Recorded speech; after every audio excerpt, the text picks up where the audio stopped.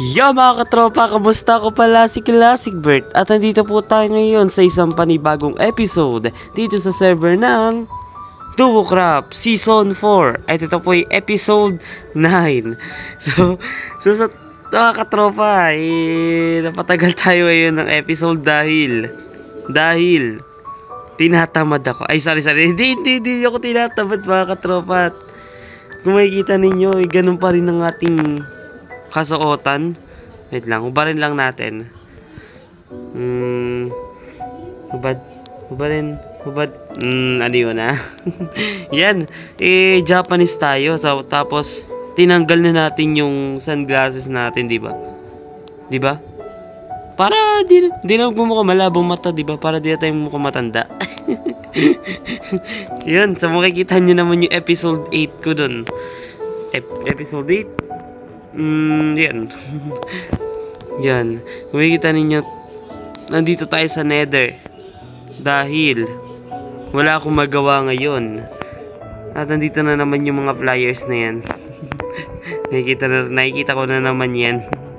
So, about nga pala sa ano yan? Ang pangalan to? About nga pala sa ating anak na si Lay ay hindi muna siya active ngayon. Nakita nyo siya nung isang episode ko. So ngayon wala siya dito, nagbakasyon siya. Magkatapos nagkita kami, tapos sabi niya alis na siya. Ganun ba? Ganun. So kung makikita niyo dito, paikot-ikot lang tayo dito sa Nether. Wait lang po. May pupuntahan talaga ako dito sa lugar na to. Member or lugar dito na makikita sa Duo-Crap. So unahin lang natin dito yung shop na ginawa ni Sir Bounty. So ito, ang kanyang shop. Tingnan natin yung loob. Yan. So kung di nyo pa napapanood si Sir Bounty, panoorin nyo na siya at sinabi niya yung kung anong shop to. Sayan. Alam ko na yung ititinda ni Sir Bounty. Parang ano nga tayo? Parang dye shop. Ganon. Dye shop. Tapos, ano ba to? Greener. O nga, dye shop. Dye shop ang ginawa niya dito. At, nasabi ko napakaganda yun. Sa pagka-dark ng kanyang shop, ay masasabi kong satisfy ako dito sa ganitong kulay. Lagyan niya ng nether brick. Yan. Tapos, para dito, sa pinaka-creative na member na dito sa Duo-Crap na si Yoshi. Ayan o. Kung makikita ninyo, ang ganda ng shop nyo. Napakakulay. Ang ginamit niya dito, blue or sky blue terracotta ang ginamit niya dito. Tapos, ayan, kung makikita nyo, yung makikita nyo sa mga fast food ba yan? Fast food chain na makikita sa tulad ng Jollibee. So, alam ko na ang binebenta niya, golden carrot. Golden carrot. Tingnan niyo naman Di ba napaka-creative? Tapos, ito naman yung parang yung pagmuhugas ka ng kamay, ganun. Parang lababo. Yun, lababo. At dito naman yung mga paninda. Tingnan natin kung may tinda siya. Wala nga akong dalang itches. May itches ba dito? Gusto ko bumili kasi mawalan ako ng pagkain. Kung makikita ninyo, 24 pumpkin pie na lang tayo dito. Wait lang. Kuha lang tayo ng... Kung pupunta lang tayo sa may itches, kuha lang tayo. Babalik tayo dun. Kaya, yan. At nagbabalik na nga tayo dito sa shop ni Yoshi para bumili nga nitong kanyang golden carrot. Yan. Magkano kaya ito? Parang walang presyo no? Ayan, hanapin nga natin yung presyo ng golden carrot niya. 2 dias only. Punta tayo doon. Bili. Yan. Bili tayo ng tatlong stock. Ayan. Kasi, ayan, may sobra pa tayo isang diamond, diba? Ayan. Punta na tayo dun sa sinasabi nating itutur. Habang nagkukwento tayo dito. So, about nga pala sa, kung bakit natagal din ako mag-upload at yung mga ibang Duo member dahil busy na ang lahat. Busy ni si Sir Bounty, busy na ako, busy na si La Jobert, si Legit Triad, si Lay, si Ash, at yung mga iba pang double member. Dahil ayun nga sa school at iba naman ay working student. Ayaw ko kung working student, nag-aaral at nagtatrabaho, yung nagsasabay nila yun at hindi na sila nakakapag Minecraft. Ano ba to? Ayun, hindi sila nakakapag Minecraft dahil nga sila ay busy na.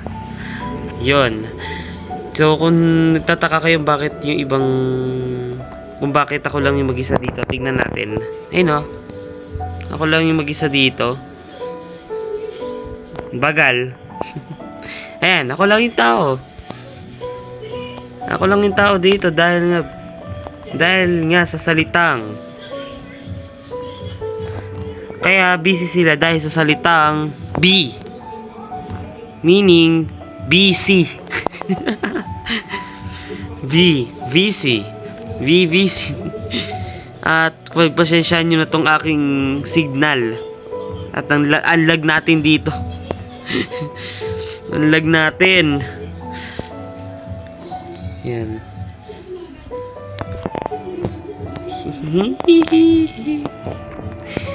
Yan. Kung makikita ninyo dito ay ito yung ginawa ni Sir Bounty na Nether Portal na ilang beses nyo nakikita sa aking episode yung Nether Portal at di ko man lang na-explain kung ano yung, kung sino gumawa nito at kininong design to. So ikukwento ko na. Ang design niya pala ito ay kay Sir Bounty. So yes, siya lang nag-isip nitong design na to at napakaganda naman dahil hindi naman niya tinipid sa redstone. At ito dito, yan. Ito mahirap tong kunin eh. Mahirap tong kunin. Tapos itong glass. Kailangan pa magsunog ng glass. Ayun nga pala, pwede pala kumuha sa villager. Basta mahirap kumuha ng emerald. Ayun lang yung problema.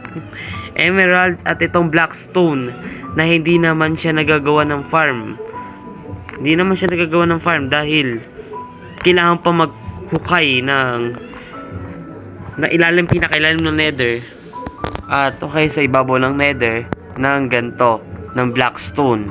Para dito sa deep slate, bang daming ginamit ni Sir Bounty na deep slate para malagyan lang nito ng pader, para hindi na siya nagmumukhang plain lang, ay nilagyan niya naman itong lantern and redstone nga, redstone, ito nether brick, tsaka ito mangrove, ano ito tawag dito?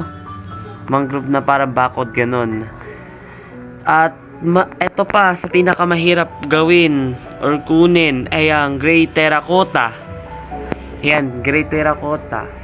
Para nagdadagdag detail din dito sa nether portal namin. Tignan nyo, ang gray terracotta, ang gray dye, hindi siya nagagawang ano. Hindi siya nagagawa ng farm. Oh, pwede siya gawin farm. Kasi kailangan pa ng bone meal at ay white dye. Tapos, saka ay black dye. Na makukuha lang sa ano atay squid. Oh, squid. Ang squid pa naman ay nag-i-spawn doon sa ilalim ng dagat. At napakahirap nun. Dahil iisa-isahin mo pa. Kailangan mo pa ng beacon or kalimutan ko yun, yung conduit. Yes, conduit. Para lang makatagal ka rin sa ilalim ng ng dagat or ilog, ganon. Or river. Sa river din makukuha yun. Ganon din. Madali rin dun kuha yung squid na yun.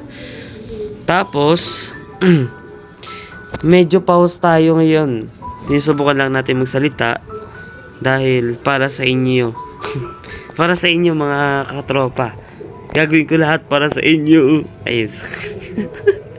Ano to? Ano tong bang weird? Ang weird. Ano to? Oh, do nether brick. Nether rock. Nether rock nga. Kala ko na Hindi ko siya namalayan. Kakulay. Medyo kakulay niya ng glass.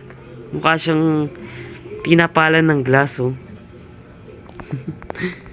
Anyway, pupunta tayo dun sa may ating shopping district para may tour ko man lang kayo dun sa shopping district. Yan. Yan. Ito ang aming shopping district. At masasabi kong maganda tong nagawa. Maganda pala tong ginawa. Maganda ito yung pagkakagawa dito sa may aming bagong ng bagong portal dito sa shopping district. At yung design nga pala ito ay design design nga pala ito design to alam nyo na, sa letrang S ni Sir Bounty. Yes, nice. Napakaganda ng pagkakadesign dito ni Sir Bounty. At lalo na't nilagyan niya pa ito ng armor para sa mga duo member kapag namatay sila at nawala sila ng armor. Pwede silang kumuha dyan, no? Ganda, no? At frog light, nilagyan niya ng frog light para mukhang maliwanag, di ba?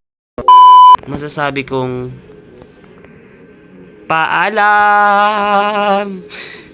Paalam mga katropa. Paalam. Salamat sa inyong panonood. Kaya hanggat sa muli ulit. Paalam ulit. Paalam.